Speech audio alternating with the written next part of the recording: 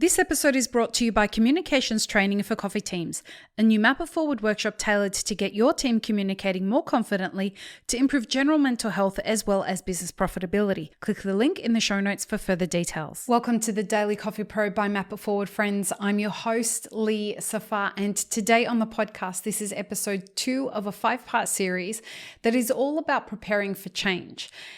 We have been saying on the podcast for a few years now that there is some kind of an economic disruption, or we've been calling it a tsunami that's coming. I tend to think that we're edging a little closer to that now. We never said when it would happen, but we did say that there are a lot of indicators that were suggesting that that was kind of an inevitable. And we're not trying to be alarmist or anything. What we are trying to do is make sure that you, as listeners of a podcast that is really intent on creating a responsible coffee industry that builds businesses based on responsible pricing, it's important for us to have these sometimes uncomfortable conversations. I don't think that they're uncomfortable, but people tend to sometimes see them that way. I think that they're empowering. And so today in episode 2 of our series called Preparing for Change, we're going to talk about understanding your financial position. So when it comes to understanding your financial position, we're going to take a look at it from 4 aspects. The first one is income. The second one is debt. The third one is from an asset perspective. And the fourth is from pricing. So in the next episode, or in the 4th episode of this series, we're going to talk about revenue streams. Actually, it is in the next episode. We are going to talk about revenue streams. So when we talk about income, we want to make sure that we are maximizing our income. And we will talk more deeply in that when we break it down in the next episode about revenue streams. But here's the thing to understand when it comes to income. Know what your earning potential is for the year. So how much money, based on the stock that you can afford to purchase, based on the labor that you have access to, and based on all the other tools and equipment and things, digital or physical, that you have access to, what do you believe is your earning potential for the rest of 2023? Now, if you can understand what your earning potential is, then you can start to get a better understanding of what your income is. So are you right now reaching your maximum earning potential? It's an important question to ask when we are trying to figure out whether we have reached the maximum of our earning potential, so that we can know whether we have any more room to go. And as things like inflation go up, and as things like customers become more price sensitive, are we hitting the ceiling on what our earning potential is based on what we've got now?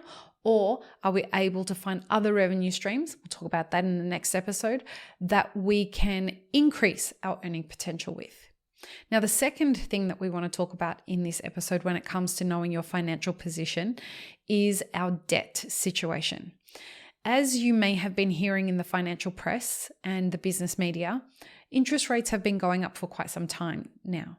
And it's about at the time of this recording, it's about a year since the first interest rate hike. So with those interest rate hikes, money becomes more expensive after a really long run of over a decade where money was quite cheap, next to nothing actually. And so now money is getting more expensive. And as money is getting more expensive, your risk goes up should you choose to borrow money. So understanding your relationship with debt, understanding whether you're starting to drown under that debt or whether you have room to go, is going to be an important part of you preparing for any kind of global economic change that's coming. Is this a time when you should be reducing your debt as much as possible because you have extra income? Is it a time to look at your relationship with number 3, which is assets, and use that as a way to reduce your debt? And we'll talk about that in a second. But taking a look at what your liabilities or your debt exposure is an important part of you being prepared for change. And then, folks, I also want to remind you, I am not an accountant. I am not a financial advisor. I'm none of those things. I am a consultant to coffee businesses. And so all the advice I'm talking, this is not financial advice for you. All of the things that I'm talking about today are just things that I'm encouraging you to go and seek information and advice about and assess for yourself. So this is in no way tailored to your business. You need to find someone who can advise you based on your specific situation. Now let's talk about assets. Now, the assets that sit on your balance sheet, they're things like your coffee roaster, or maybe a spare coffee roaster that you have, some equipment that you might be having, an extra espresso machine that's sitting somewhere in a workshop somewhere, in a training lab that never gets used. What I would encourage is, in order to reduce your debt, or in order to increase your income, if you have assets lying around, perhaps an option is to do an audit of all of those assets and start seeing if there are other people that may find value in them and sell them off as a way of, again, increasing your income and reducing your debt, just so that you can breathe a little bit easier if and when things do get a little bit more challenging in our industry. And it's my belief that there are a number of different forces that are going to have some pressure on our industry. And we'll talk about that in episode 4 of this series. But this is an important time for you to assess your asset position and find out where things sit for you. Excuse me. So the final of the 4 that we're assessing is your pricing. So when it comes to your pricing, with all the inflation that's taken hold over the past 12 months, actually 2 years, with the interest rate hikes, with price sensitivity from your customers, with your suppliers putting their prices up, this is a time to make sure that your pricing is positioned correctly so that you earn a profit from as many of the products that you're selling as possible. This is a challenging time to have loss leaders. Remember, loss leaders are those products that bring people into your business so that they can spend more money. But the objective needs to be that the loss that you're copying on the loss leader is made up for in the other things that they purchase. And loss leaders should not be something, in my personal opinion, and this is how I advise businesses that I work with, loss leaders should not be infinite loss leaders. They should be campaign-based loss leaders.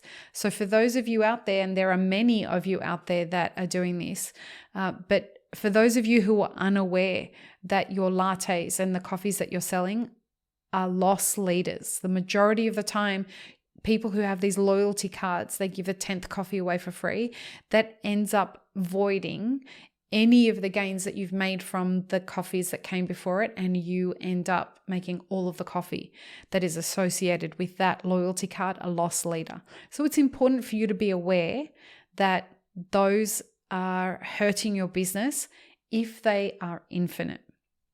So understand your pricing, figure out if there are products on your product line that you're losing money on, and find a way to either adjust the pricing or remove the product. Can you change the way that you position the product and rebrand it so that it is something that becomes more valuable to your customer and they're prepared to pay more for it? This is the kind of thing you'd bring a consultant in for, and I'm somebody who works on that kind of stuff, but we also have access to a number of consultants that could help you with that situation. So to recap, the 4 things that when it comes to understanding your financial position that I would encourage you to get literate on is understand your income, understand your relationship with debt and what your position of debt is in the business or personally. All of these things are related to you if you don't own a business either. So understand how much money you're making if you're an employee, understand your relationship to debt, understand what assets you have, no matter whether you're a business owner or an employee. What assets do you have that you can perhaps convert into cash and reduce some of the debt or increase some of the income? And then finally, your pricing. Make sure that you are across your pricing and that you are making sure that your business is in as best health as it can be as the global economic situation starts to heat up a little bit. I hope this has been helpful, folks. In the next episode, we are going to be talking about securing your coffee revenue streams. And I hope this is going to give you more confidence in understanding your relationship with income and feeling more confident in how to grow that. I'll see you in the next episode. Peace, love, and peanut butter. Have an amazing rest of your day. Thanks for tuning in, friends. There are 2 ways you can support this podcast. Firstly, become a paid member of our YouTube channel. Secondly, you can join our Patreon for as little as $3 a month. Don't forget to subscribe and like this video before you leave, and check the show notes for more information. Now, this is what you should check out next.